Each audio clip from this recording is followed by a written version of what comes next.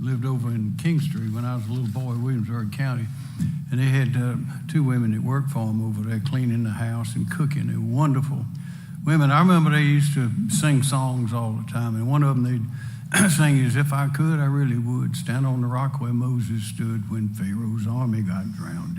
Oh, Mary, don't you weep." Anybody remember that? Anybody heard that before? See that?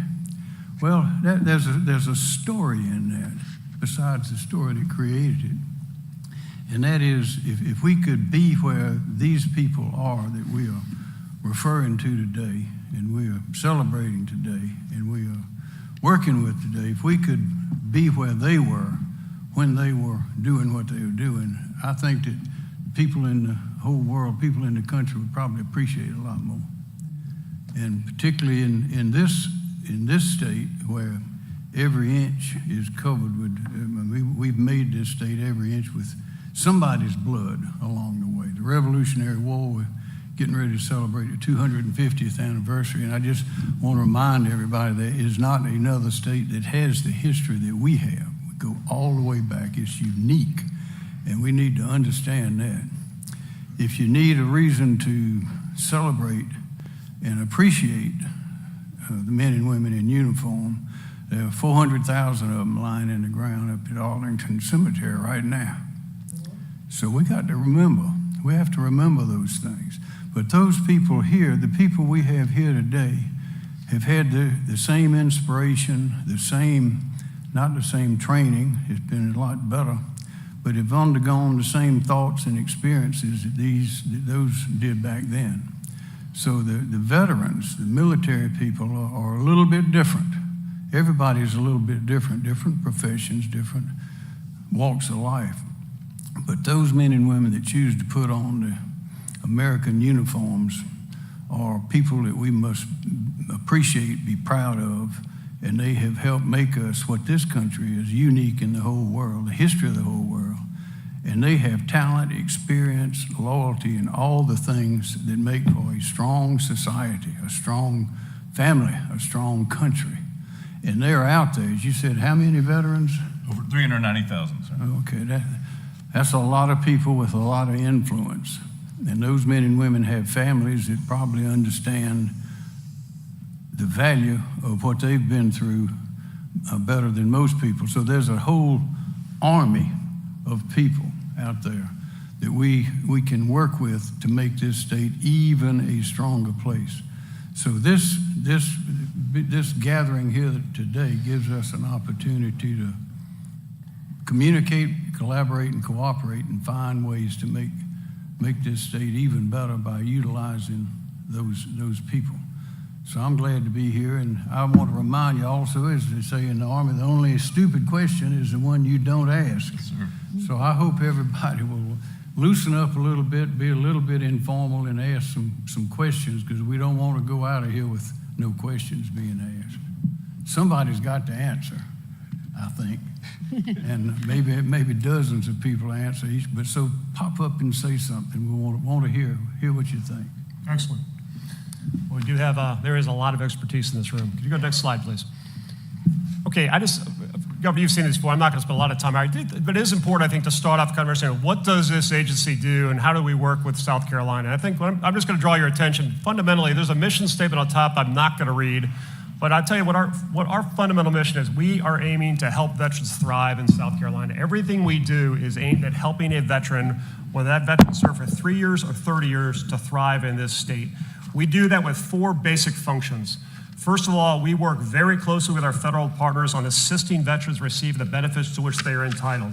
And I say this all the time, entitlements are statutory, but veterans deserve much more than just what their entitlements are. So while assistance is foundational, what we also do is we advocate for veterans across all communities. We spend a lot of time advocating for veterans with the General Assembly, of course, and we appreciate their support, but we also advocate for veterans within other groups and to the citizenry of South Carolina. It's important they understand what veterans do for them and how they contribute. We'll talk more about that. We do work on informing the public about veterans and issues of veterans' importance.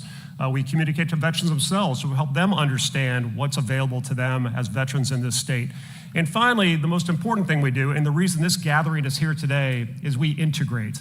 Our integration is designed to take all the folks who are interested in providing support for veterans, whether from the federal side, the nonprofit community, the counties, to link together, because we know that together we are stronger than we are apart. So the integration piece, which you see at the top of that graphic, and that's the key piece. Next slide. So how do we measure success? Three basic functions that we measure success. Number one is the top of that long bullet there about sound in mind, satisfied, respected, is really helping veterans to thrive based on how they define thriving for themselves.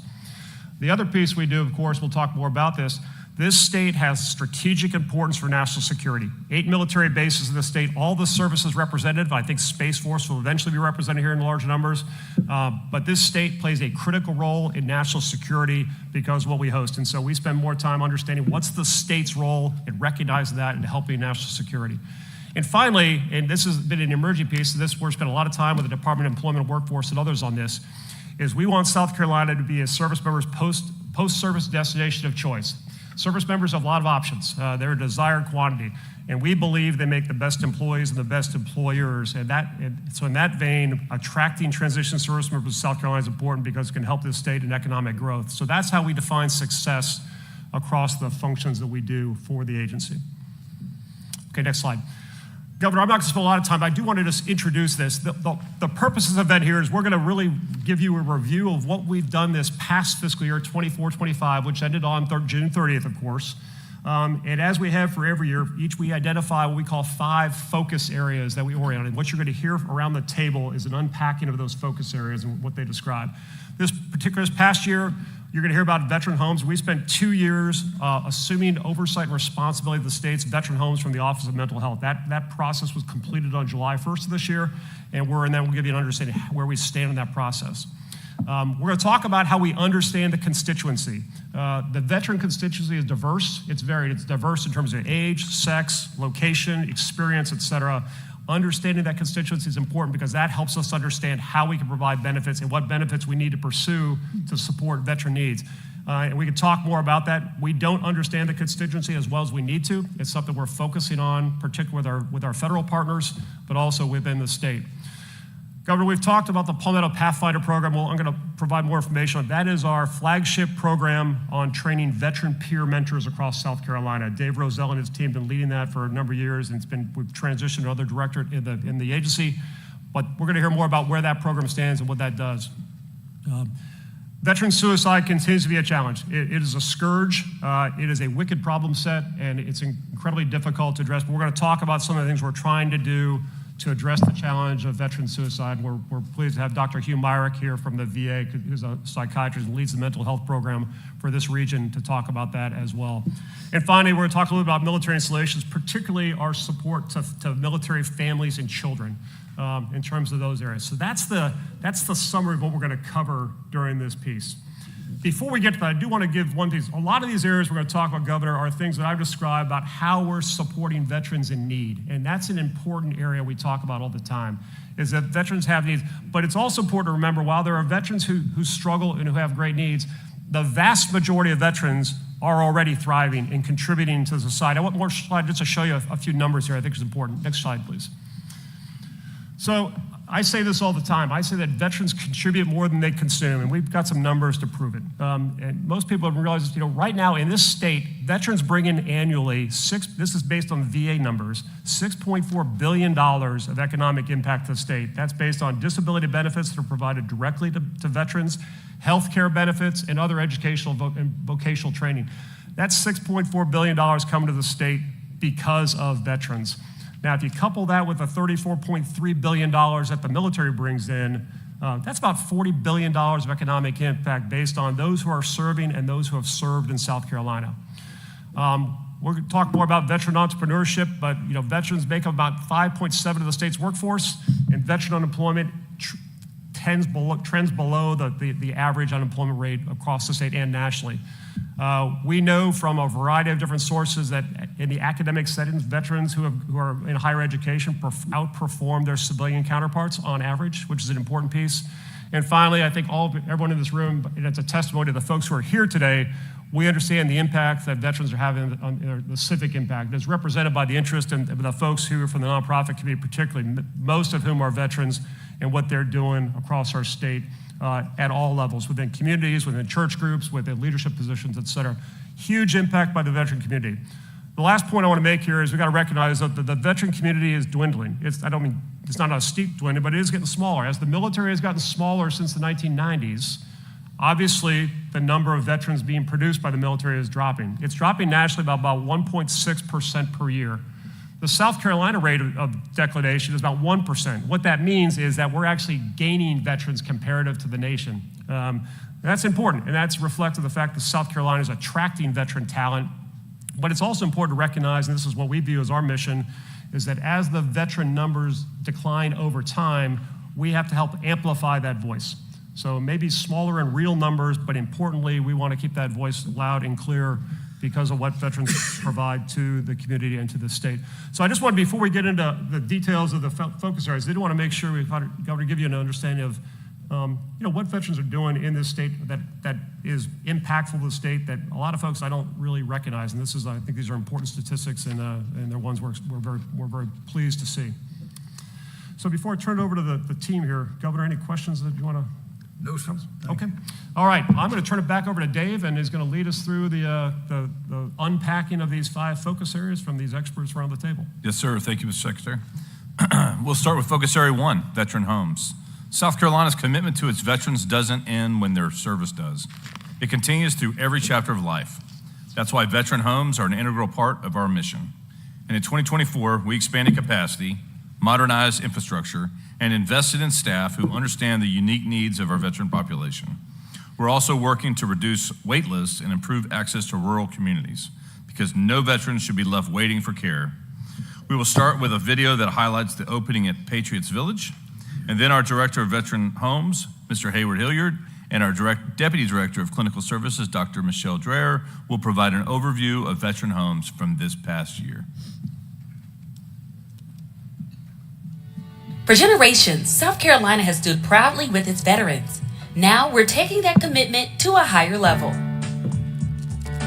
Our state's veteran homes is now fully managed by the South Carolina Department of Veteran Affairs. This 2-year phase transition from the Office of Mental Health streamlines access to benefits, resources, and the holistic care of our former service members. So South Carolina in our state veterans homes now takes care of about 800 veterans a day. And with plans to take care of over 1,000 a day as we add these new facilities. Just really proud of the dedication of everyone involved in that process, not just our partners that we work with in the homes, but the families, the staff, our team, everyone just works together really well. So I think we're in good shape as we look down the road. Patriots Village is just one of the 6 contractor-operated veteran homes in our state. The facility located in Sumter opened its doors to residents this spring, acquiring skilled staff who are dedicated to ensuring each veteran receives individual and personalized care. When they come here, we try to just make them feel as welcomed and, this feel like home. So everyone comes and greets them and finds out what it is they like, they don't like, and we try to set everything up so that it's per each individual and not a group of people. They all care. They talk like you're a human being. They treat veterans well. They try to take care of all your needs financially, anything that you need. We have respect for them and they have respect for us. I'm just so glad that Billy has had the opportunity to come. And they make him feel real welcome and make me feel welcome as well.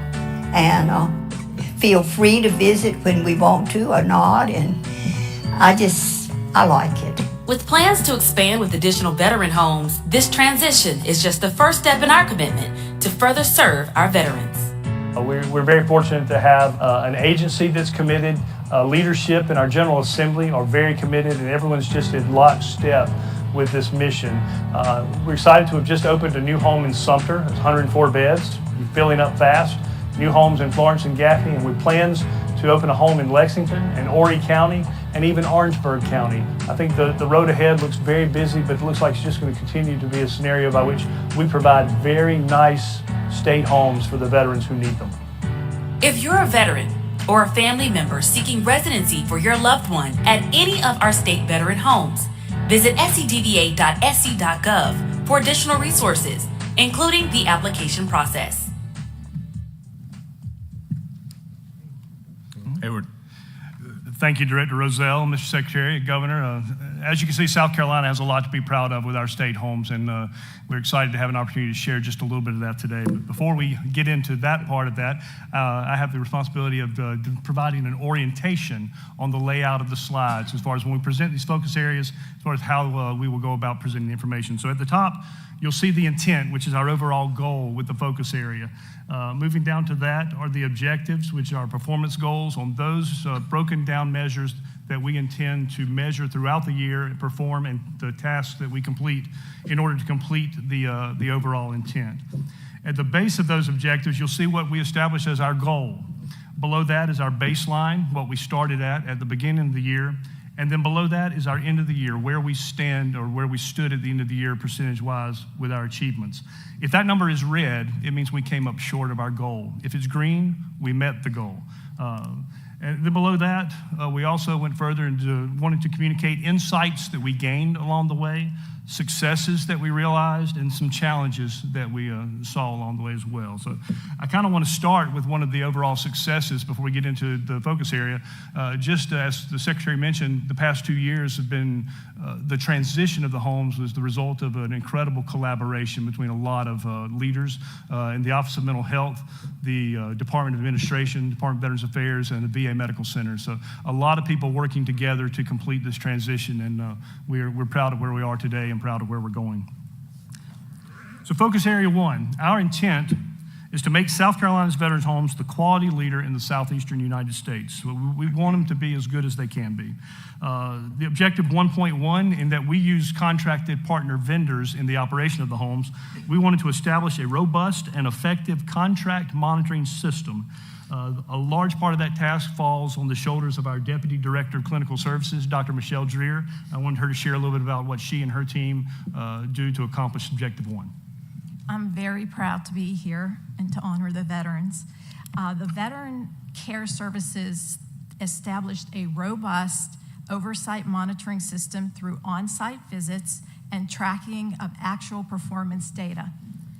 An on-site visit is conducted in one veteran home each week for more often if necessary.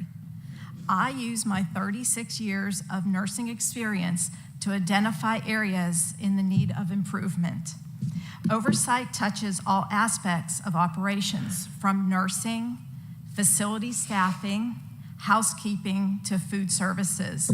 During the visit, I collaborate with in-house facility contract monitors, state home staff, veterans, and their families. Visit findings are brought to the attention of facility leadership and rechecked on the next visit to make sure that the corrections are made. Repeat findings are identified and tracked monthly. In addition, actual performance data, whether from facility daily reports, weekly contract monitor audits, monthly data from the Centers for Medicare and Medicaid Services, along with regulatory inspections, are tracked and trends are identified. Data is shared collaboratively with the VA, and we work together to ensure veterans are receiving quality care. Overall, the oversight system provides a timely and actual situational understanding of conditions in the veterans' homes, and I'm very proud to be here and to represent the veterans. Great. Thanks. Thank you, Dr. Dreer. We are very fortunate to have her experience and involvement, and she has a great reputation in the homes of being able to work with them to continue to provide quality services. Objective 1.2, in addition to this, obviously, we have 6 facilities that we need to take care of. So we have inherited some deferred maintenance projects and also established a plan to continue to protect these facilities as we move forward and to ensure that the equipment is functional. Objective 1.3, again, you saw in the video that we opened a new home in Sumter, and the goal was to get it open and operating and achieve full capacity, and we were well on our way in Sumter with that objective. But had not quite, it is fully operational, and now we're trying to fill it up. Objective 1.4, obviously, one of the bigger challenges was transitioning the State Veterans Home on the campus of the Office of Mental Health, the Stone Pavilion, to another contractor-operated facility like the other 5. The very challenging process, but a lot of people involved in that, and we were able to accomplish that on time, again, with the help of so many partners. Objective 1.5, what does the future look like? We wanted to set conditions for what our future homes are, where they're located, how many veterans they're able to serve, and the best layout and the most efficient layout. So we've spent a lot of time in that and feel good about our progress in that as well. Learned a lot along the way, and we feel really good about the team we have, a very experienced and efficient team, and we feel like we're in good shape. I just want to brag on Mr. Hilliard and Dr. Dreher. I'll tell you, we brought in Hayward from the industry, so he's got decades of experience in long-term care and brought that experience into state government. It's been a huge boon to us. And of course, Dr. Dreher, she undersells herself. She's out of these homes every week, and so you got to understand these homes are seen by multiple agents. We look at them as a courtesy oversight, but they're also inspected by the Department of Public Health. They're inspected by the VA. They're inspected by the Center for Medicare and Medicaid. So these homes have a lot of oversight, as you can imagine, and our look is a courtesy piece, and Michelle does a great job of doing it. So thanks for the work they've done. This would not have happened, this transition, without these 2 folks at the table here. Thank you. Any questions, Governor, or anybody else on veteran home issues? I would encourage this one, if you haven't been out to Sumter, if you're looking to take some time and go out and visit the veteran home in Sumter, 104 beds, newly opened. It's a stunning facility. And if you have preconceptions what a nursing home looks like, this will disabuse those preconceptions, I can assure you. But just a 10-minute walk through that facility, it's an amazing campus. And we have really good food. And good food. Good job. Always good. All right. Thank you, Hayward. Sir, we'll move on to focus area 2, constituent understanding. Understanding our veterans begins with listening. We improved our outreach and data systems to better capture voices, needs, and experiences of our constituents. Whether it's through town halls, digital platforms, or direct engagement, we're committed to meeting veterans where they are and making sure no one falls through the cracks. We spent the last 3 years developing the South Carolina Veteran Coalition, and this short video that we're going to show will detail our efforts. Then, with us to share our work from the past year on constituent understanding is our Midlands Regional Integration Officer, Jelani Edwards, and from our Combined Arms team, Alexis Outing.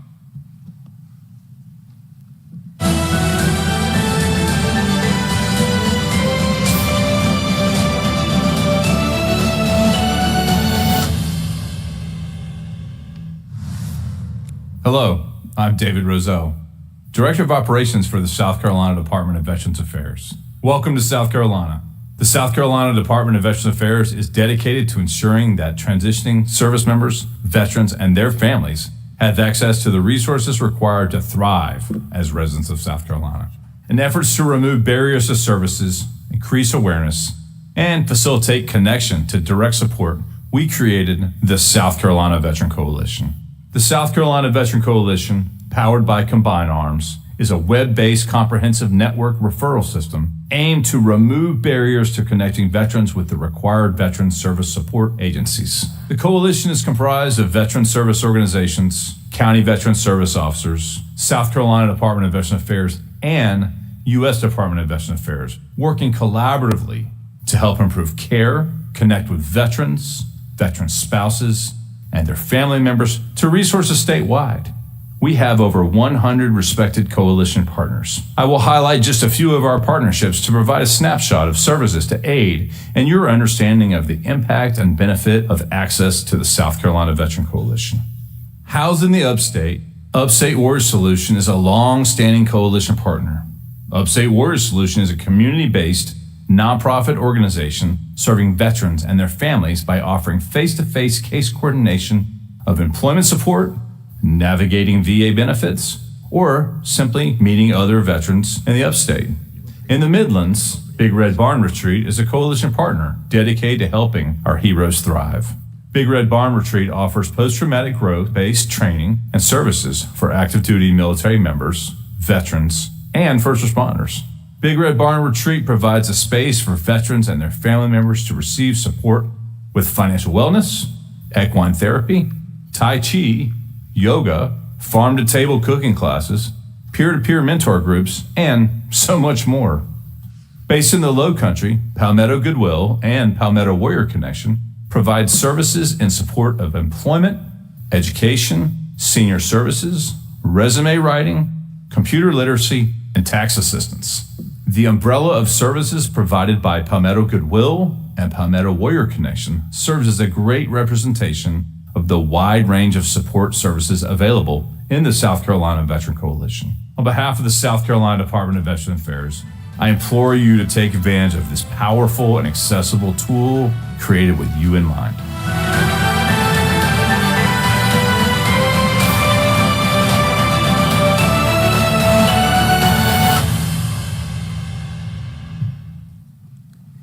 Thanks, Dave, for the introduction. Good morning, Governor McMaster, Secretary McCaffrey. As Dave mentioned, I'm Jelani Edwards, and I serve as the Midlands Regional Integration Officer for the South Carolina Department of Veteran Affairs. The overarching intent for Focus Area 2 is to gain and sustain timely and accurate understanding of the changing veteran population here in South Carolina. With that, I'd like to focus on two key objectives, 2.1 and 2.3. Objective 2.1, gaining advanced visibility of transitioning service members. We have successfully integrated our regional integration officers into transition assistance briefs, pre-separation briefings, and boost to business sessions across the state of South Carolina. Recently, we established a working relationship with the Transition Assistance Program in Fort Gordon, located in Augusta, Georgia. This relationship has allowed us to connect with transitioning service members who are still on the fence, deciding between, do I want to live in South Carolina or do I want to live in Georgia? Sir, what I will tell you is, after the regional integration officers explained to the team from Fort Gordon the South Carolina benefits associated with being a veteran here, normally they go from 3 hands saying I want to live in South Carolina to almost half once they understand the benefits associated with it. In addition, the regional integration officers have built strong connections with the South Carolina National Guard, ensuring that we speak directly with all transitioning service members during their retirement briefings. These efforts have further strengthened our relationships with installation leadership, military and family readiness staff, and transition assistance program managers. This has established our role as more than just a trusted ally. We now are looked as the first choice of support for South Carolina's newly separated service members. Objective 2.3, gaining access to other databases with relevant veteran data. Sir, full transparency. Currently, there are no DoD, Department of Defense systems that we can clearly track every veteran.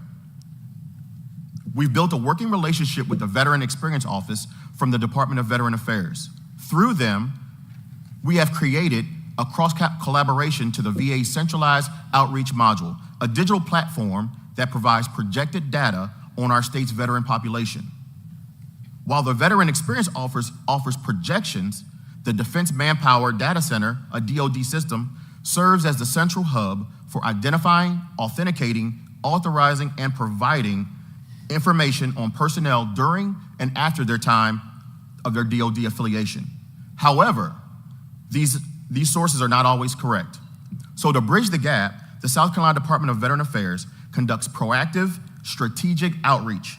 We focus on identifying and engaging transitioning service members directly by participating in transition assistance programs more effectively, ensuring they have access to all the resources, benefits, and opportunities available here to them in South Carolina. At this time, my talented colleague, Alexis Outing from the Combined Arms team, will cover Objective 2.2. Thank you, Jelani. Good morning. The South Carolina Veteran Coalition. Ma'am, could you pull that microphone closer, please? Yes, sir. The South Carolina Veteran A little bit closer. Oh. The South Carolina Veteran Coalition attributes its recent growth to the strong and strategic collaboration between the department, other state agencies, the United States Department of Veteran Affairs, and the community partners. Over the past year, the integration of Pathfinder managers has enhanced the coalition's capacity to deliver coordinated support to veterans across the state. This progress has been further advanced through a series of impactful outreach and engagement initiatives, including VA claims clinics, veteran resource days, Veterans Experience Action Centers, and high-profile community events such as the Warrior Haven Freedom Fest. Collectively, these efforts have significantly increased veterans enrollment, expanded across critical resources, and strengthened the network support available to South Carolina's veteran population. Great job, and thanks, Alexis. In closing, we all know that leaving the military is not just a date on the calendar. Transitioning from the military is a process, not a moment. That process consists of guidance, support, and connection. To better serve our proud transitioning service members, SCDVA has dedicated significant time and energy to engaging and briefing in every form where they reside throughout the state to ensure that they do not feel alone throughout the process. We will continue to focus our efforts on connecting them and their families to South Carolina state benefits, education pathways, employment opportunities, ensuring they have every resource needed in the next chapter of their lives. Together, we're not just helping them transition, we're helping them thrive here in the great state of South Carolina. Pending any questions, I'll turn it over back to the director, Dave Rozelle. Governor, let me make a comment. This is an important piece. So a lot of this is constituent. Here's our vision. Our vision is that if a service member is transitioned out of the military and coming to South Carolina, we know who they are, so we can proactively outreach to them and say, hey, here's what we can do for you. Right now, to be frank, we don't know that. I mean, the reality is when it transitions out, there is an air gap, if you will, between the federal information and the state. And there's a whole bunch of reasons. It happens in every state and territory in the nation. We're working it hard with the VA. Shelia Jackson, I've had this conversation ad nauseum. But fundamentally, what we're trying to get to is a state where if you're transitioned, you're coming to South Carolina, we can outreach to you, and then we can offer services. You can choose not to take advantage of them, but we want to be able to offer that opportunity. Right now, it is largely demand-based. When a service member gets out, we spend a lot of time marketing, and if they present a demand signal, then we obviously know who they are, and we can offer services. So this is an area we spend a lot of time on, and I would just offer my colleagues across the other 53 states and territories are doing the same thing. This is a topic of discussion across at the state level nationwide right now. And we're having that conversation with the VA. A lot of folks are involved. It's statutory in some cases, and in some cases it's policy based. And we're working through this. But this is an area we spend a lot of time on because we think it's important we can offer services to veterans who may not know that those services are available to them because they haven't asked the question yet. I got a question. Yes, sir. How when a service member is leaving, how does anybody know where they're going to go except for them? Johnny, you want to take that? Yes, so when a service member leaves, no one knows exactly where they're going. Hence the reason why we need the Department of Defense to figure out a way to let us know when you leave and go through the Transition Assistance Program at your installation, that there's a checkbox. Say, hey, I want to go to South Carolina. I want to go to New York. I want to go to California. That will then help us to have more strategic numbers so we know how to place them, and then also give them the benefits that they deserve. So DOD's going to have to do that. Yeah. Yes. So Okay. when you leave the military, so here's what, I don't want to get too wonky in this piece. The reality right now is a service member can opt in to have their data shared with the state. Right now, that's an opt-in process. They have to opt in to have share with the state. And so, like any opt-in, typically the opt-in rate is about 15%. So the other 70%, their information is not shared by default. There are efforts at the federal level in Congress to try to flip that, to make this an opt-out piece. So the information is shared by default instead of having to opt into it. So we'll work in that process, but the reality is, I say there's three types of veterans when you transition. There's the transition service member who says, I'm going to get out of the military, I'm going to stay where I'm at. I'm getting out of the military at Fort Bragg, North Carolina, I'm staying around Fort Bragg and staying in North Carolina. There's a service member who gets out and says, I'm going home. I'm going home to California or Washington State or Maine or wherever. And then there's what I call the undecided voter. There's the transition service member who says, I want to go where I get the best deal. And we want to attract more of the folks who say, I was going to go home, we want to come here, and then we want to grab the undecided voters and attract them to the state. So this is not just getting information to help for services. This is also spend a lot of time with the Department of Employment and Workforce about really trying to market to essentially recruit transition service members to come to this state. And that's what Jelani's talking about. These local outreaches we do is aimed at that.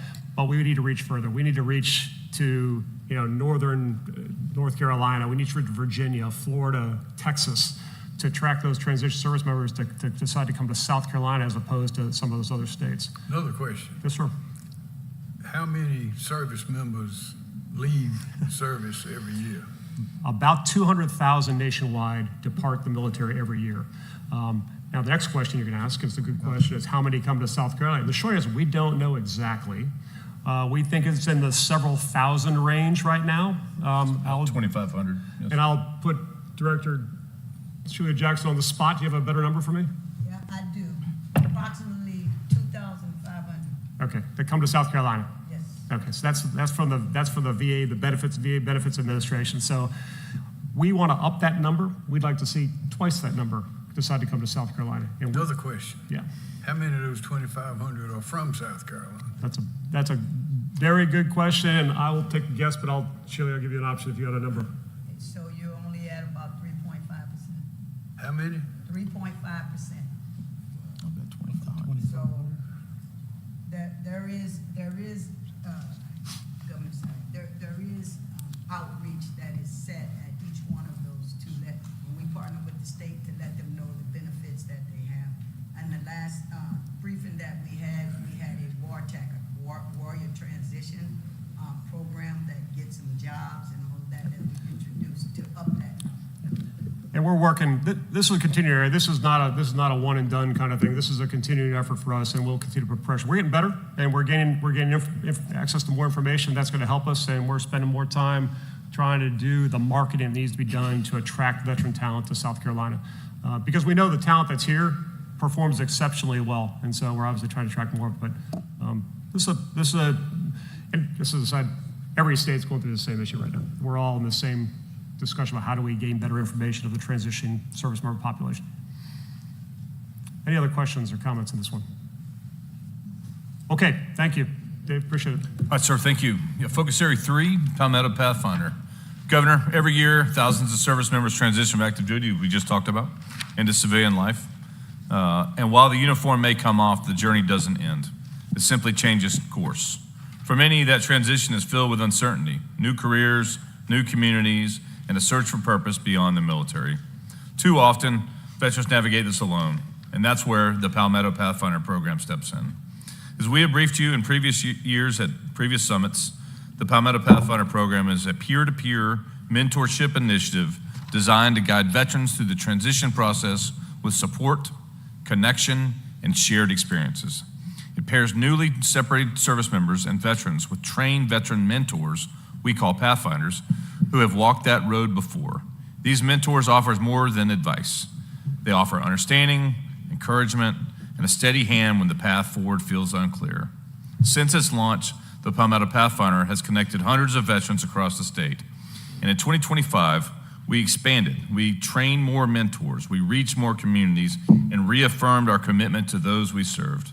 Governor, as I've mentioned in previous briefings, we've briefed you about this program before, but we wanted to highlight that Pathfinder, as the Secretary put, is key and foundational program as part of South Carolina Department of Veterans Affairs. And we're proud to update you on today.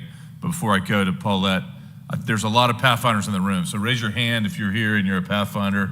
Tom, get your hand up. Yeah, so we've got a good collection here today, good representation. So thank you all for being here.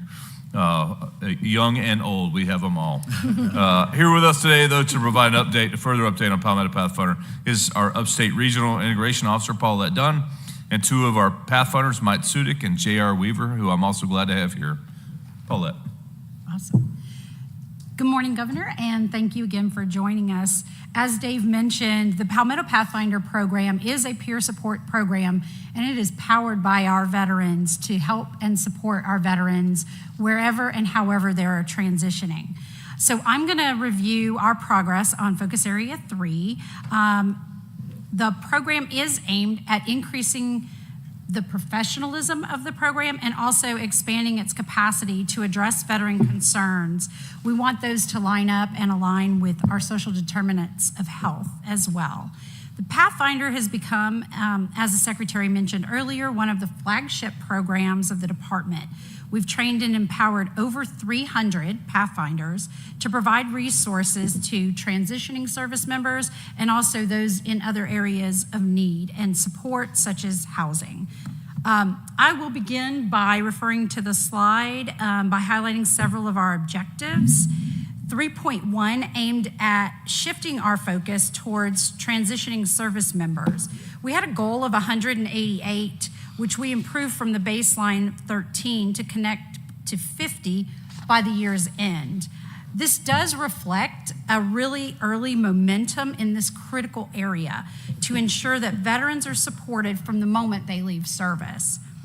3.3 focused on creating specialized Pathfinders And those Pathfinders are really trained to serve very specific veteran population.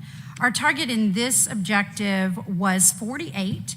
We trained 33, improving our baseline from 27.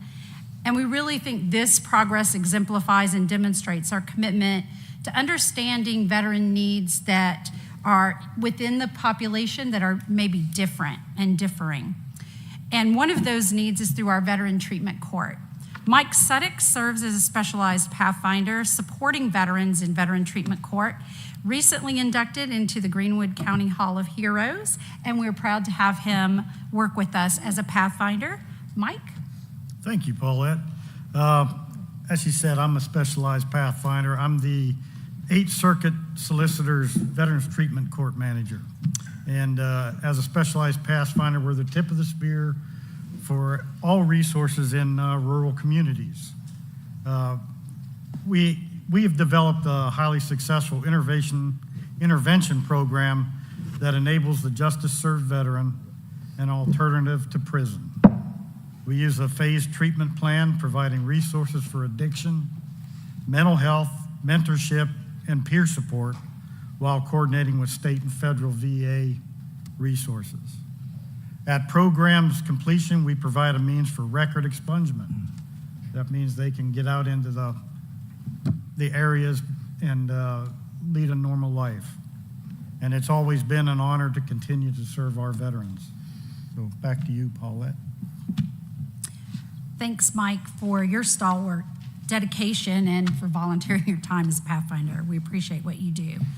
Objective 3.5 is a key indicator of the importance of this Pathfinder role. 3.5 focused on maintaining a strong service provider network through the coalition, which we have described earlier. We had a baseline of 1,397, which grew to 4,300 connections by the year end. So we were able to surpass that goal. Our coalition partnerships are the backbone to our ability to deliver consistent and responsive support. To share his experience utilizing the network as a Low Country Pathfinder is J.R. Weaver, to my left. J.R. has served in his role for 4 years while working full-time at a recovery organization in Charleston. Thank you, J.R., for being here. Thank you, Paulette. Good morning, honored guests, distinguished members of Congress, Governor McMaster, Secretary Dave. It's truly an honor to be here today, speaking on behalf of my fellow veterans. My name is J.R. Weaver.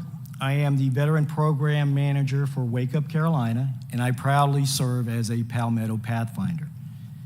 The strength of the Palmetto Pathfinder program starts with its people, but we also must look at the supporting network behind it, and that network is called the South Carolina Veterans Coalition.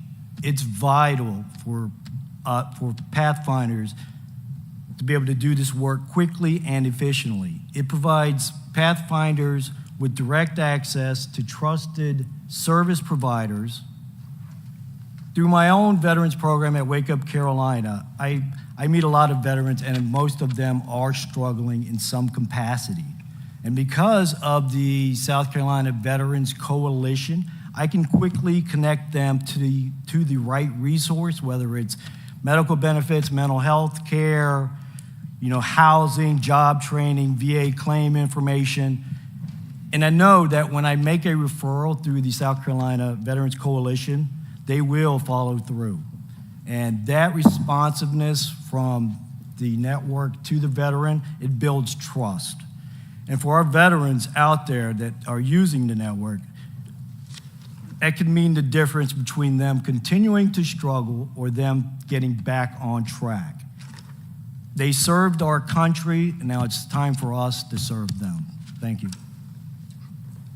Thank you, JR, for your purpose-driven service. It really is an inspiration to us. To wrap up, I'll just highlight some key insights, successes, and challenges, and touch on some insights gained. I don't think it's surprising that mental wellness and social connection remain key components of this program. You can see how the two coordinate together and work together, the coalition and the Pathfinders. Social connection is a driving force in veteran well-being and in their ability to thrive. Additionally, I would say that some other insight gained were that data sharing and outcome tracking are going to continue to improve. As we work more closely with our state and community partners, we're going to capture more pertinent and timely data, which will ensure better collective impact. A few successes I'll point out before I wrap up are that the coalition does continue to serve as that responsive service providing network, and our county veteran affairs officers have demonstrated strong commitment to learning about our Pathfinders and how they can connect them and integrate them into our work. And I'd love to point out that 7 of our county veteran service officers have become trained Pathfinders through the state as well. We do still face some challenges. We face resource gaps, especially in our rural communities, where locating local options for services can be a little bit more difficult. We do have Pathfinders in some of our rural communities, oftentimes who are relying on our neighboring county organizations to provide resources. But this work is more than about metrics for all the Pathfinders. It's about recruiting and committing the most professional Pathfinder we can find, and fulfilling those emerging needs in the veteran community while reinforcing a system that truly supports every veteran, regardless of their ability to thrive. Thank you, sir. Governor, I want to comment here. I think it's important. First, I want to thank the Pathfinders that are here and thank the Pathfinders. And I think it's important to recognize this agency, this department is only about 80 folks strong. But we have hundreds of Pathfinders. They extend the reach of the agency to veteran communities across the state. And as Paulette mentioned, it's always a challenge to reach veterans in the rural communities. But these Pathfinders that are here are representative of the entire person. Their commitment, it's not like they're paid a lot of money to do this. We give a pat on the back occasionally, maybe a t-shirt. But they do this for commitment because they're committed to serving veterans. And beyond, without the Pathfinder program, our ability of reaching veterans in South Carolina would be limited. Now, I just want to say this. What they do is they work kind of by, with, and through many of these nonprofit partners that are here as well, because they're the ones in many cases delivering the services that the Pathfinders identified that the veteran's looking for. So it's an important kind of linkage between the Pathfinder, the nonprofit community, the county Veterans Affairs offices. That's this whole function of integration. And the Pathfinders are kind of the integrating glue in many cases that helps pull all this together across all 46 counties. So really thanks for what y'all do, and thanks y'all for being here today. We appreciate it. And sir, between the work of South Carolina Veteran Coalition, the Palmetto Pathfinder Program, and our next subject, which will be veteran suicide, there is a common theme to assist struggling veterans as an upstream method of helping and reducing risk. That program is called the Veteran Homelessness and Transition Grant, for which funds were generously appropriated to South Carolina Department of Veterans Affairs. So thank you. And we'd like to highlight the work that we've been doing the last year in the next video, please.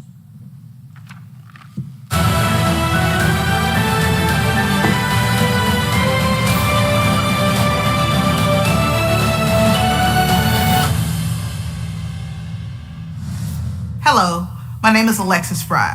I'm the Transition Housing Officer with the South Carolina Department of Veteran Affairs. I want to share some important information about resources and financial assistance available to veterans seeking housing support, to include those who may be experiencing homelessness or financial hardships. That's why we are proud to support programs like the Veteran Homelessness and Transition Grant, which is designed to provide critical support to veterans in need. This grant program connects eligible veterans with financial assistance and supportive services, helping them transition into stable housing and improve their financial circumstances. To make this process easier, we've created a coalition of partner organizations, the South Carolina Veteran Coalition, dedicated to serving veterans like you. Here are a few of the partner organizations you can access.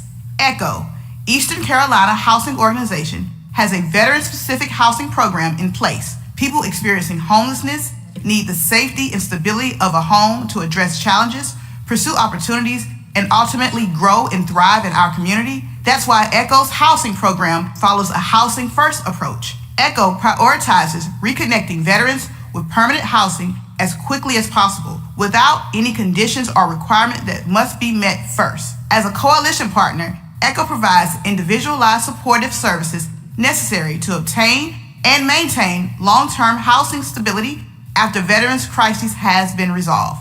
Fast Forward is a community-focused nonprofit corporation that provides technology, education, and computer access to those who have been underserved through traditional programs in the Midlands. Fast Forward offers instructor-led and online classes and programs that help veterans obtain the technology and business skills needed to re-enter the workforce. Warriors once again identifies veterans experiencing homelessness in the community through communication with other service providers, assessing the risks and recovery factors to determine their program's suitability. Tri-County Veteran Support Network in North Charleston represents a network of agencies committed to implementing a coordinated community response to the needs of veterans to include emergency relief, housing, employment, and education.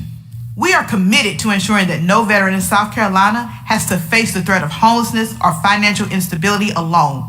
Please don't hesitate to reach out if you have questions or need additional support. You can contact us directly at 803-898-3568 or email us at veteranhousing@scdva.sc.gov.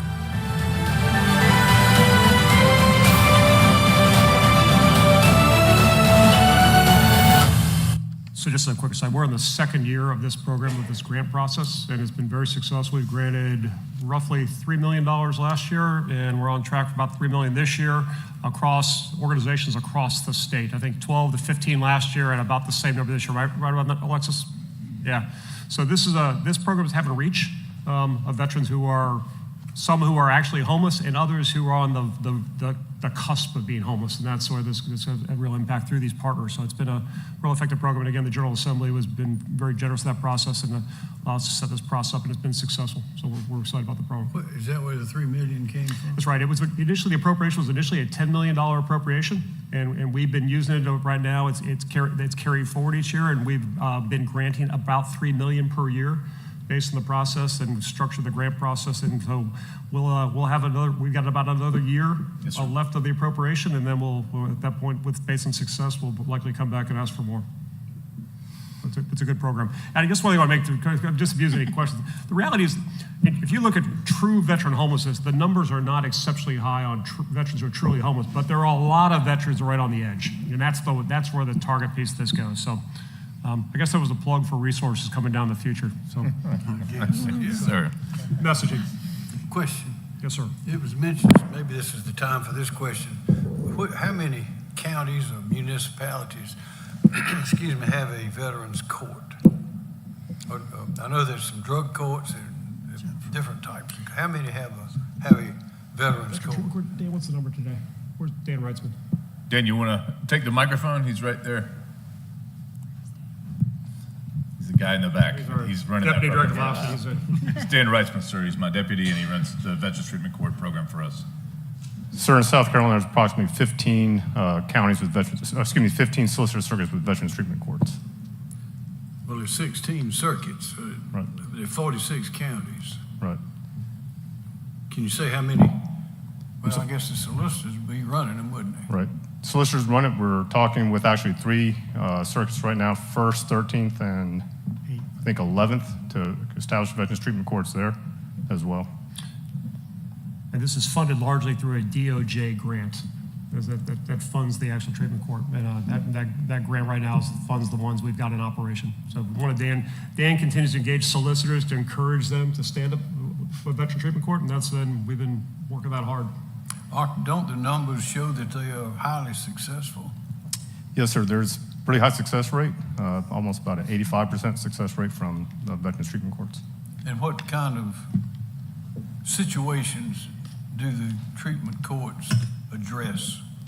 Most of them are nonviolent crimes, focusing mainly on mental health or substance abuse issues.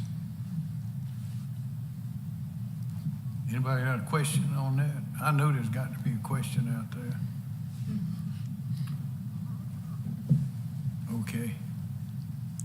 Mike, Thank you. Any comments from your perspective? You work with the veteran treatment court regularly. From your perspective? I would say that we, the 8th. Oh, microphone, please. Yeah, the 8th Circuit has been around maybe the longest. We've been out there about 8 years. Okay, some folks don't know where the 8th Circuit is. Okay, sorry. That's the Abbeville, Greenwood, Lawrence, and Newberry counties. And we've been there for about 8 or 10 years. I was a mentor for 6 or 7 before I was recruited to work out there with the 8th Circuit.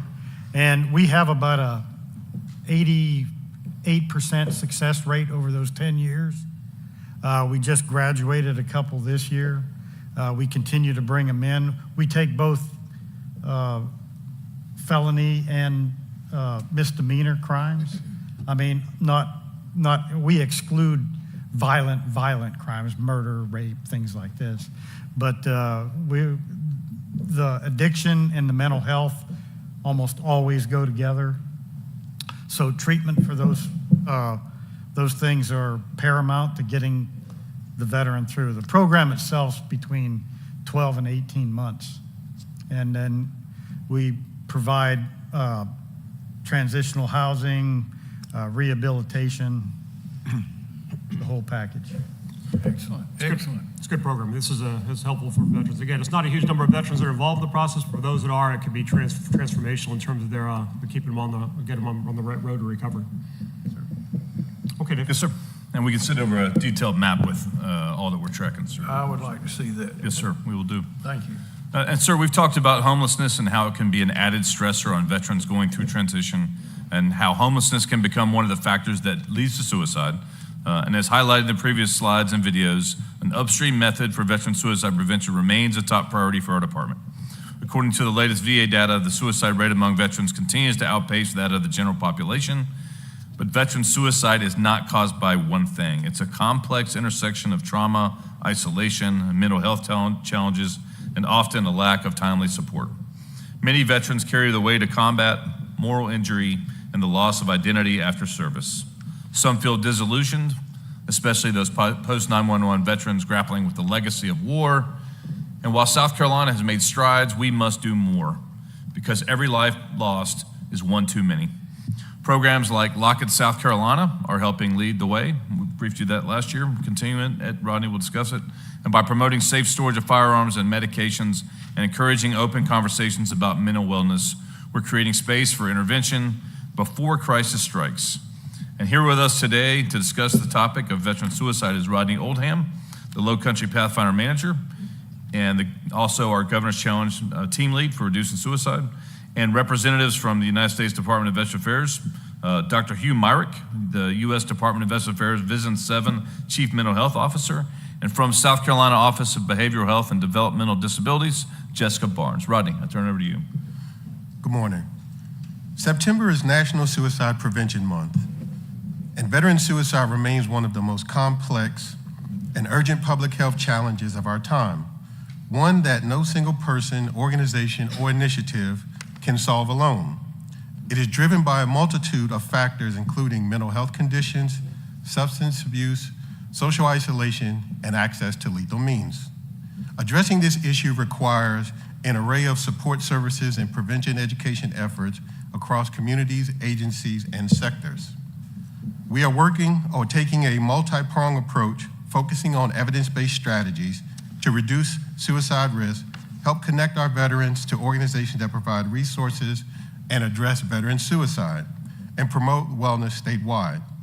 By sharing information and resources more broadly, we aim to reach more of our service members, veterans, and their families, ensuring that they know that they are not alone and that help is always within reach. Sir, one of our top priorities is reducing immediate access to lethal means. In partnership with the South Carolina Governor's Challenge team, SCDVA has launched the Lockett, South Carolina, a suicide prevention initiative that promotes safe and responsible care of lethal means, including firearms and prescription medications. The campaign provides vital information to increase awareness and public understanding of veteran suicide. So we know that over 70% of veteran suicides in South Carolina involve firearms, and that we also know that increasing time and distance between someone in a crisis and access to lethal means can significantly reduce suicide risk and save lives. Also, it's paramount that we continue to teach and promote proper storage and disposal of medications to help reducing that risk of self-harm and unintentional accidents. Lockett, South Carolina is not about restricting anyone's gun rights. It's about promoting responsible gun ownership and empowering families and communities to take proactive steps that save lives. SCDVA is expanding outreach efforts to better promote Lock It South Carolina campaign. The campaign's impact was nationally recognized when it was featured as a best practice at the 2025 Substance Abuse and Mental Health Services Administration Conference there. Additionally, to Lock It South Carolina, we are committed to growing our coalition of partners. We are actively engaging so far with over 25 different organizations through our health promotion working group and the Governor's Challenge team to share ideas, best practices, align efforts, and amplify impact. So we know that one of the challenges we continue to face is the accurately and promptly tracking veteran suicide data. And according to the 2024 National VA Annual Suicide Report, South Carolina recorded 134 veteran suicides in 2022. SCDVA continues to work with our federal partners in a unified effort to reduce veteran suicide. And with that, I'll turn it over here to Dr. Myrick from the U.S. Department of Veterans Affairs to discuss what they're doing to address veteran suicide. Good morning. Dave gave me the impossible task of 2 minutes. Y'all know me. No pressure. Take an hour. But I, again, really do appreciate the opportunity to highlight just a few of the multiple successes that we've had this past year. Business 7 represents Alabama, Georgia, and South Carolina, so I'm really going to focus just on our South Carolina efforts. One of the things I'm very proud of, I've been in VA for 28 and a half years, is the full continuous services that we're still able to provide. And that starts with, not only mental health care, homeless services, employment services, all integrated and seamless together. Something that's really kind of hard to find anywhere else in the world, to be honest with you. But really, the mental health part of that, I think, is particularly important because now we have embedded mental health in all of our primary care clinics. So it's called primary care mental health integration. And right now, we have about 10% of our veterans, both in Columbia and Charleston, that are accessing mental health care through that means. So that's some of the tops in the country. So we've done a lot to promote that, to make sure our staff are there. And, the reason that's important is because not a lot of people want to come to mental health. A lot of stigma, no matter what we've all done, there's still that stigma. So if we can have people available in primary care that can see you same day, that gets people into care. And really, access to mental health care is the bedrock of suicide prevention. I don't know if any of you have tried to find access for a family member out in the community, but it can take months at this point in time. I'm very happy to report that at this point, matter of fact, for this past year, that our mental health programs at both the Columbia and the Charleston VA has exceeded the Mission Act standards of 20 days for new patient access and exceeded the national average for mental health access. Matter of fact, in the month of August, the new patient access time for Columbia was 11 days, and for Charleston was 12.8 days. That's incredible. We also have same-day access for people who need to be seen urgently that day. I think another very important part of suicide prevention is the fact that all of our staff at our medical centers need to be able to talk about suicide prevention. To that end, all of our staff, this is people from working in the boiler plant, to the kitchen, to the bedside, have to take suicide prevention training, then 90 days of hire, and then annually thereafter, because everyone needs to speak this language, right?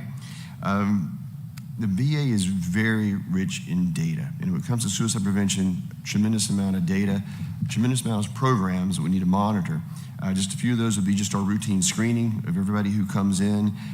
There's also our high-risk flag management. Anyone who's at risk for suicide gets a high-risk flag so that everyone knows this is someone who's had an attempt or thought about an attempt.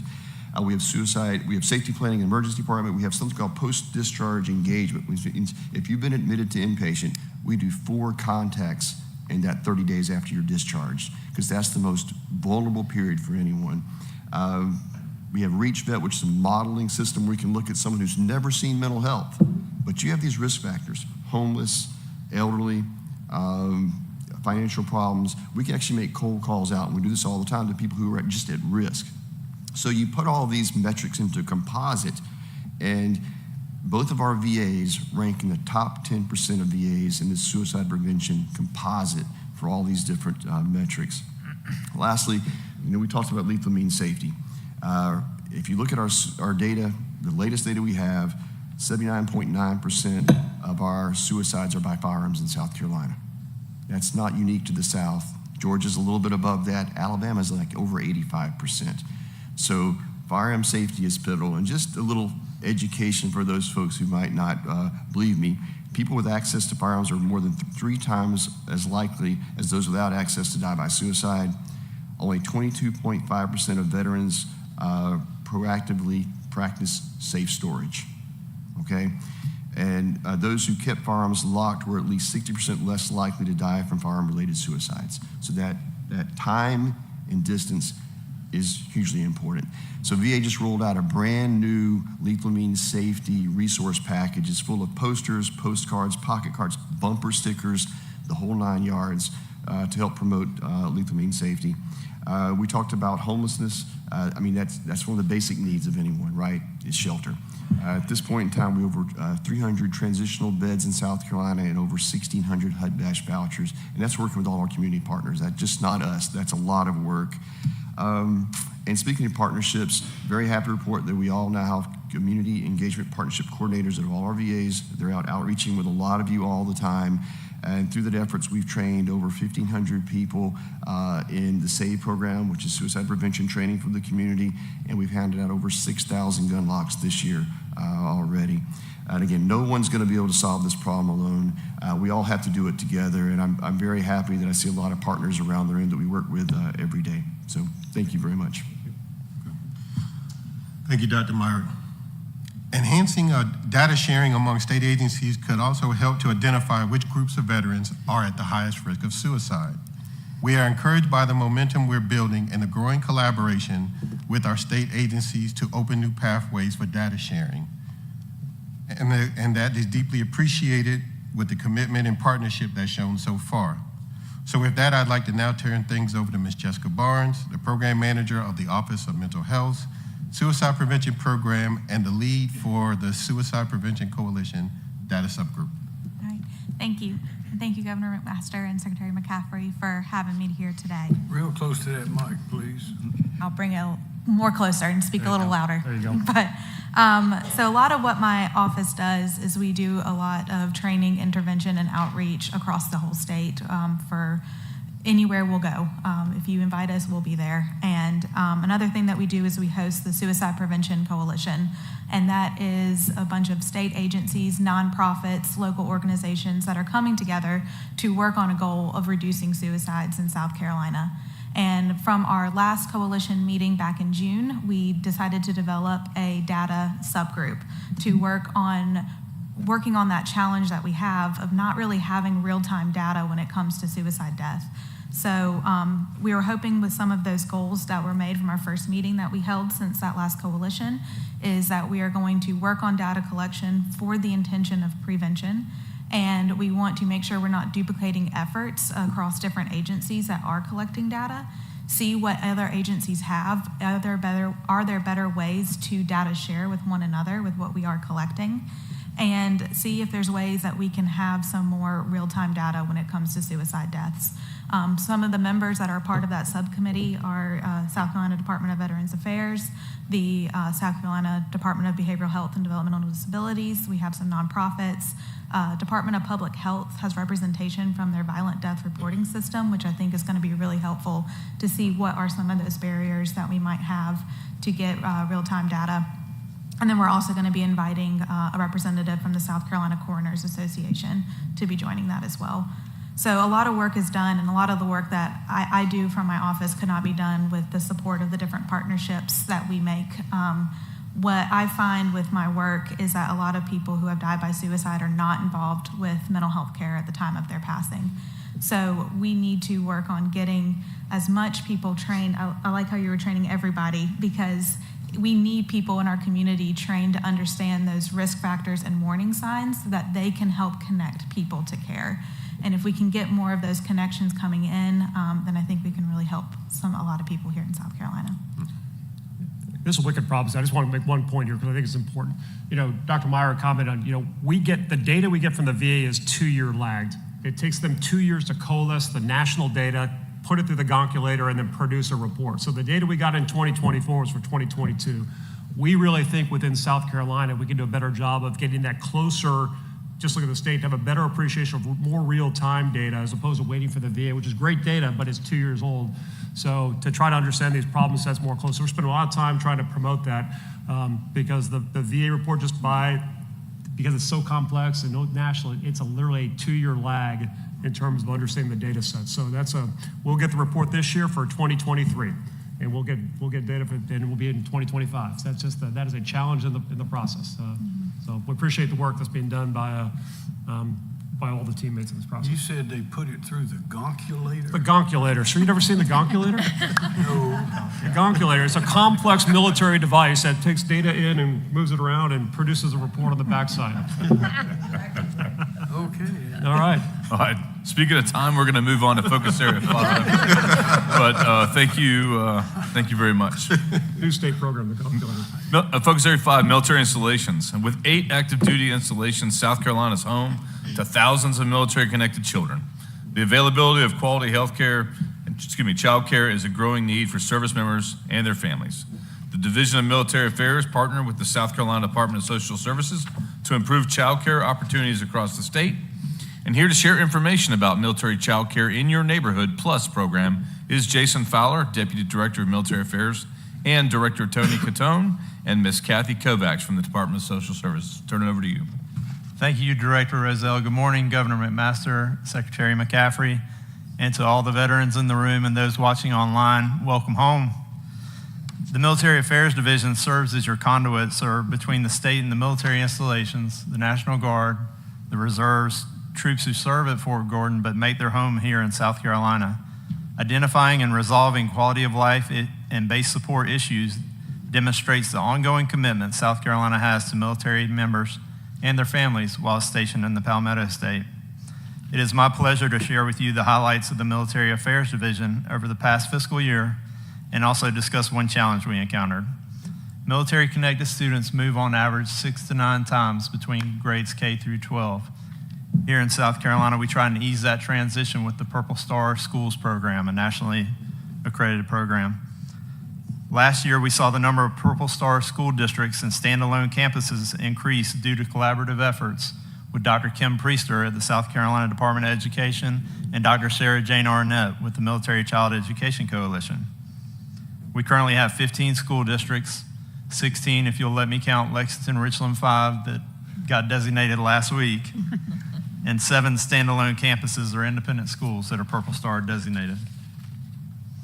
We would like to thank you again for your annual Month of the Military Child proclamation over at the State House. It serves as a cornerstone for our program in recognizing military families and their military-connected students serving here in South Carolina.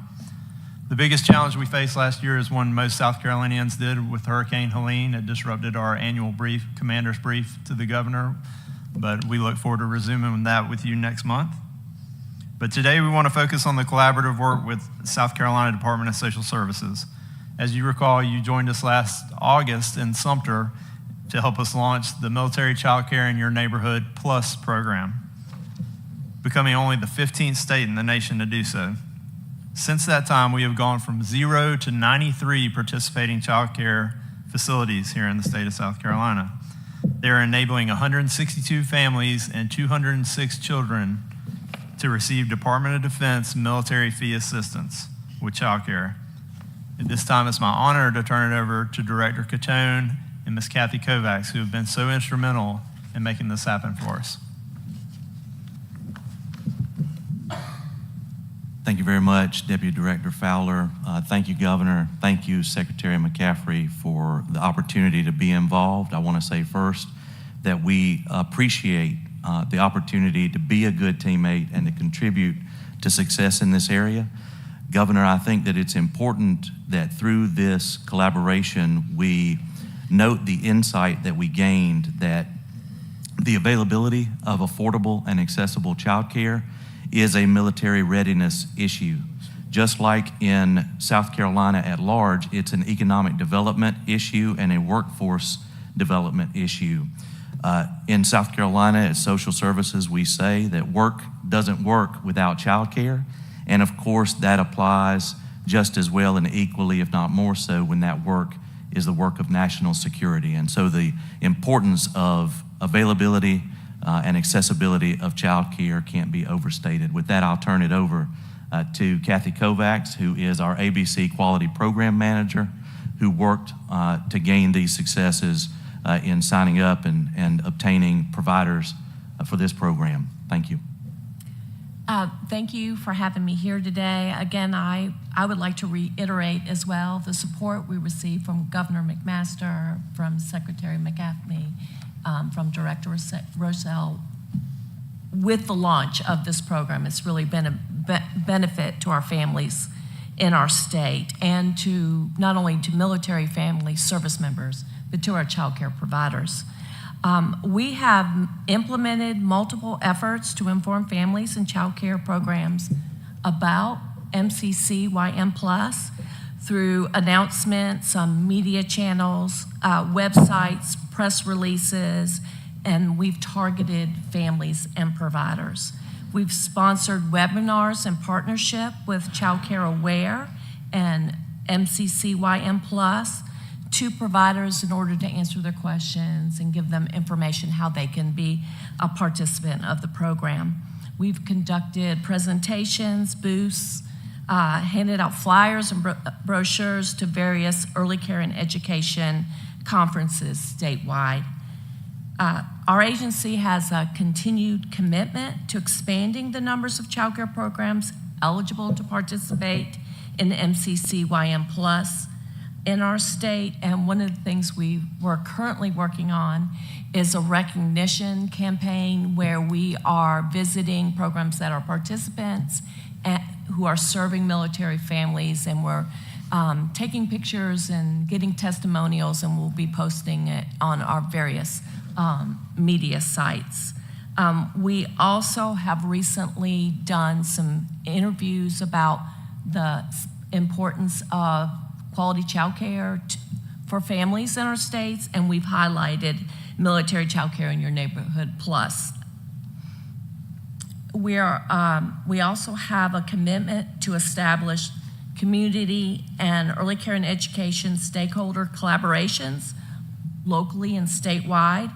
Right now, there's been some meetings with one of our contracted partners, South Carolina Child Care Resource and Referral, and the Joint Base of Charleston to see how we can expand numbers in that area.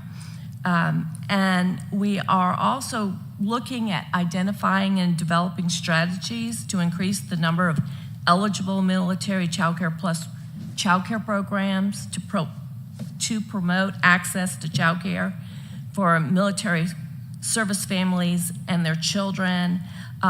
What we're thinking is we'll identify those programs and then provide them with targeted technical assistance and support so they can increase their quality levels and participate in this program. And I just want to say that I appreciate the opportunity to talk to you today. Yeah, I would offer this just for everybody. You know, I've spent 34 years in the Army, 19 moves of 34 years, and I'll tell you, nothing says military friendly more than focusing on schools and childcare. I mean, that's the definition of military friendly for most communities. And the Department of Social Services is leading the way as it relates to the child care piece, which obviously, as Director Catone mentioned, is an enabler for so many other things with spousal employments, et cetera. So thanks for the work y'all do. Yes, sir. Glad to be a good teammate. Thank you so much. Governor, when the Secretary made his opening remarks, he talked about the value veterans bring to South Carolina. And now we want to talk about how we hope to bring veterans to our state. We strive to develop innovative ways to connect veterans with partners at the federal, state, and community levels while enhancing the services provided by our department and elevating the voice of our veteran. We have a renewed purpose and a bold vision for what comes next. Please return your attention to the screen for one last video that will play now.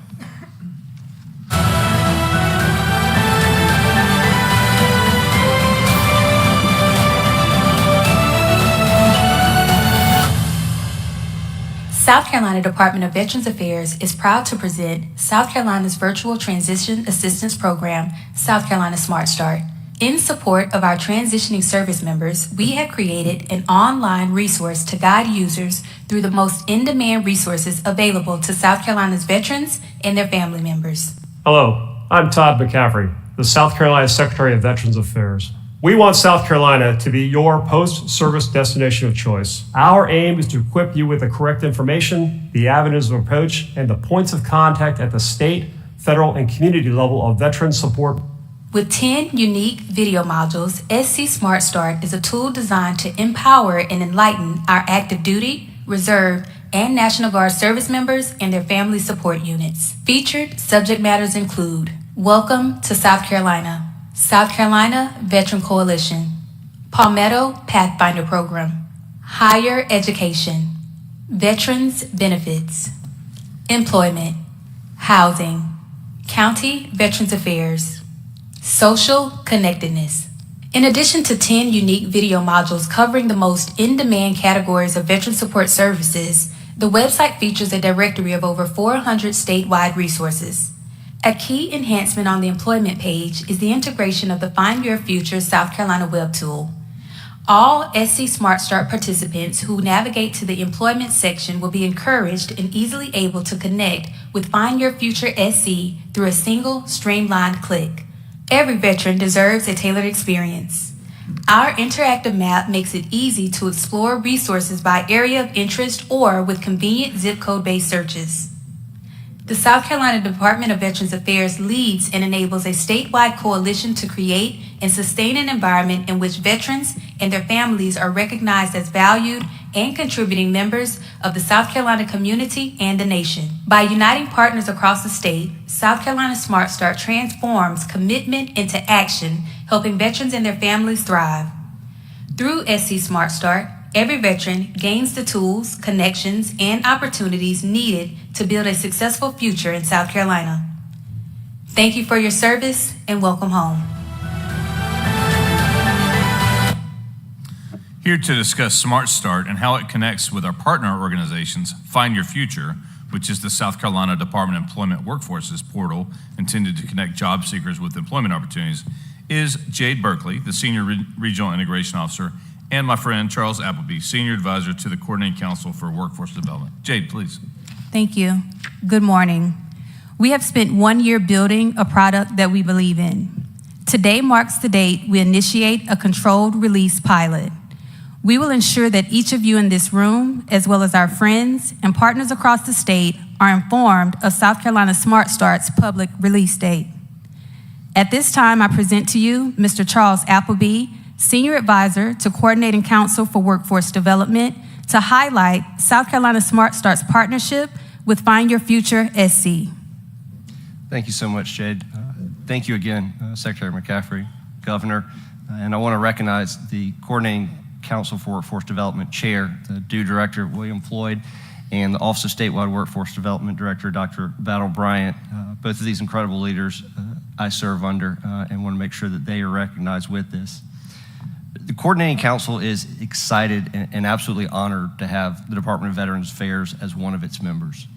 The inclusion of the Department of Veterans Affairs and many other entities in the Council is the result of the General Assembly and the Governor's Office in enacting the statewide Education and Workforce Development Act.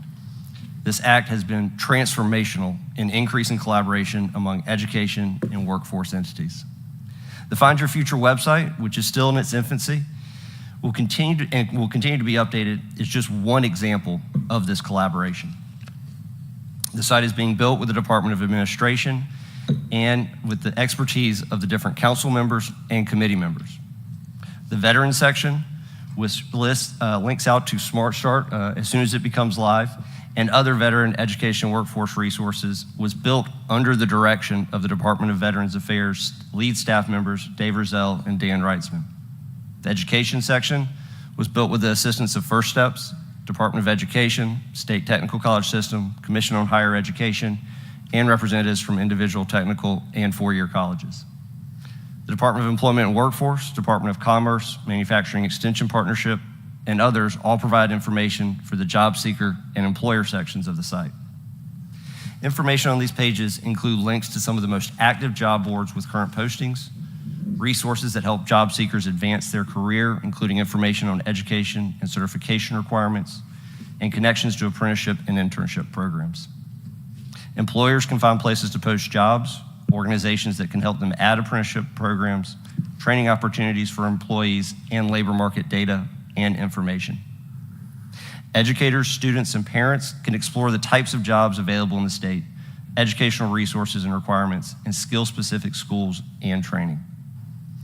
While findyourfuture.sc.gov currently serves as a repository of these amazing linked resources, the goal is for it to continue evolving and ultimately add the interactive statewide education workforce development portal required in the Act.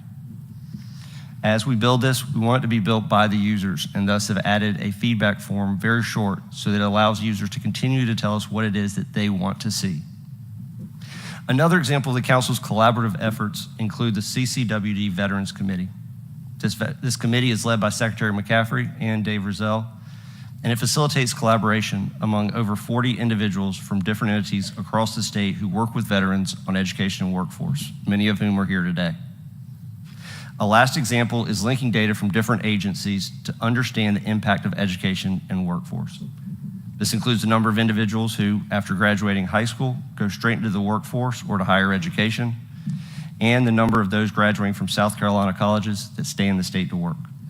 As soon as we can obtain official enlistment numbers from Department of Defense, we'll add that too, as that's a great pathway right after high school. To put this collaboration in perspective, I recently had the opportunity to attend a national conference and present some of the information and some of these great partnerships that have been built. And honestly, Governor, the other states are in awe of the collaboration. They go, how can you have this many agencies collaboratively working together in the same direction? They go, how is this possible? And ultimately, it's because it starts at the top. We have a governor who continually says, communicate, collaborate, cooperate. This empowers our agency directors to work together. When our agency directors start working together, this enables the staff below them to start working together. And this allows us to all move in the right direction because we understand that working together, we can accomplish more than we can individually. So again, I want to thank you, Governor, Secretary McCaffrey, members of the General Assembly, organization directors, and veterans present today for this continued collaboration and progress forward. Yeah, thanks for that, Charles, and Director Floyd and Director Pat O'Brien. Thank you for, this is really where we're focusing in the coming year. This is where more and more of our attention is going to have veteran employment and attracting veteran talent to the state, and we appreciate the leadership that's been coming out of this agency. We appreciate that. Governor, I've got one last slide I'm going to show you unless you have any questions or comments. Okay, let's go to the next slide. I am not going to go to the slides after this in the interest of time because I know time, but I just want to give you a very quick snapshot. We've just gone through a fairly lengthy review of 5 focus areas for this last fiscal year. This slide here outlines really the 5 focus areas that we're into right now. This fiscal year started on July 1st, what we're working on. First of all, I'll quickly survey through, without going into the details. I'm going to orient your attention to the green bar on top. Focus area 1, enhancing veteran care. Veteran care for us comprises of both our veteran home enterprise and our management of Dolly Cooper Veterans Cemetery in Anderson, South Carolina. We're spending a lot of time to try to enhance that process. Hayward raised the issue. We want to raise the bar, particularly in our veteran homes. You know, the Center for Medicare and Medicaid rates these homes on a 1 to 5-star rating. We are working with our vendors who provide those services to ideally move all those homes to 5-star level. We're spending a lot of time in that area and for the great work that's occurring with under Director Hilliard and his team within veteran care. So that's the first focus area we're going to be working on this year. The second piece is we've got county Veterans Affairs offices here. We didn't spend enough time talking about these guys, but 46 counties have veteran services offices in the space. They don't work for the department. They work for, they're identified by the delegation, and they work with the county administrator. We support them. This past year, the General Assembly, and you signed legislation that requires our agency to assess their performance against a common standard. We've just started that process. Director Tim Fromby is out here, and his team have been doing this. We've assessed, I think, 5 offices so far. And the intent of that process is to help understand, where we see best practices that can be shared with other offices, where can we, identify resource gaps, et cetera. But we want to work with all 46 counties, and our intent is to help them do their job better by identifying their needs. And so we're in support of the counties in that process. That's really where we're spending time on focus area 2. The third one will continue to be a focus area. This issue of veteran suicide continues to be a challenge. It's a wicked problem set. It's probably the definition of a wicked problem set. A lot of collaboration occurring in what's occurring in the state. This is not one where it's easy to solve. The idea is how do you identify progress over time? And progress has got to be based, frankly, on the unfortunate output metric of how many veterans have killed themselves. We want to reduce that. It was 134 in 2022. We don't know what the number will look like in 2023, but we're hoping over time that number will trend down over time as we identify issues. The challenge of veteran suicide, Dr. Myrick knows this much better than I. Identifying causality is incredibly hard. You can identify correlation with issues, but it's really hard to identify, pull this lever, something will happen at the other end. The one thing we do know, we know if you can separate lethal means from intent for a period of time, you reduce the number of suicides, thus the focus on responsible gun safety. We'll spend more time promoting that process and encourage all veterans who have weapons, do what you did when you're in the military, lock those weapons up when they're not in use, hold them responsibly. We spent a lot of time talking on Focus Area 4 and talking to assisting transition veterans, and that's going to continue to be our focus area. And that's done purposely, not only just to help veterans gain access to services, but to be quite honest, we want to attract that talent to the state so we can link with the Department of Employment and Workforce and others to put that great talent to work in our industry. And also as an entrepreneurial activist, we didn't talk about it in great detail, but there is a federal program sponsored through the Small Business Administration called the Veterans Business Outreach Council. It is hosted at the Citadel. It serves statewide, but it provides services to veterans who are looking to establish entrepreneurial activities. And so we're spending a lot of time on attracting that talent and putting them to work in South Carolina as employers and employees in the state. We think that's something. And finally, the last area, we'll continue to focus on the expanding military enterprise. Governor, you're focused on a variety of things on sustainable energy issues, those kind of things, and we'll work with military commanders, and you'll hear more about this next month, about how do we link the process, where can the state assist to ensure this fabric of national security is laid on. We'll hear more about that from the military commanders next month. As we look at the situation of the world, we recognize that those challenges could be challenges we see here on U.S. soil, and we've got to do as much as we can at the state level to promote that issues to ensure that our military bases can do what they need to do to provide for national security. So that's a very quick survey of the areas we're oriented on for this ongoing fiscal year. And as we regather next year at this time, you'll get an update on where we are across these things. And with that, we are complete with everyone. We're a couple minutes over. I want to spend time to you, sir, for anything you wanted, questions or any discussion you want to present on this process. Anybody got a question before we wrap up? Just a couple of points. This is very informative, and I appreciate everybody's time and talent. A couple of points. One thing that's clear is the veterans and their families make this state and country stronger. And the families, the schools, I'm stunned every time I hear one of these soldiers or Marines or airmen or speak of how many times they have moved. You moved 19 times in 34 years. That's a lot of moving. Yes, sir. I remember. Talk to my wife. Yes. And I remember when I was in, and you think about the children tagging along with all that. I remember in 6th and 7th grade and even younger, whenever somebody new would come in the middle of the year, they looked like a space alien to everybody that was there. Can you imagine the difficulty of leaving your friends here and going somewhere? So we got to be very, very, very serious about that. Charlie Appleby, I appreciate you that communicate, collaborate, and cooperate. It works every time. Just want to remind everybody that if you're in an agency or in an office and you think you need some more people, you need help, don't always look for money because it might not be there, but there's somebody in that other office down the hall or in that other agency that can supply you just what you need. And when you work together and establish those relationships, that's when we can multiply our strength and ability many, many times. It's easy. You just have to do it. So I'm happy to be here, and I look forward to hearing more. Sir, that's it. I ask that everybody remain seated while the Governor and Secretary move to the press conference. Thank you, sir. Okay, thank you all for attending. Appreciate the work you do on behalf of veterans across the state of South Carolina. Thank you so much. As you were, go and enjoy each other. Secretary and then the Governor will move out. All right, thank you all. Appreciate it. Stand up. Thank you, sir. Relax. Sure, thanks. Relax. Man, we didn't know it was kind of touch and go here, but I appreciate you coming forward. As always. Nervous. And I kept changing. brought that flashback. So my daughter's stubborn. My husband's stubborn.